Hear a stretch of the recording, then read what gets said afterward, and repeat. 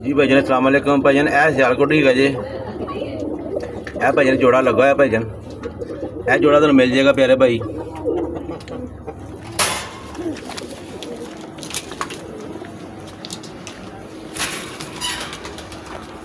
ए भाईजान दो जोड़े गए जे ठीक है जी ए डैडी ठीक है जी। एक ए जोड़ा मिल जाएगा एक सफेद है जी, भी जोड़ा मिल जाएगा। सारे जोड़े ने भन करे भाई ये भी मिल जाएंगे थानू जोड़े लगे हुए जे।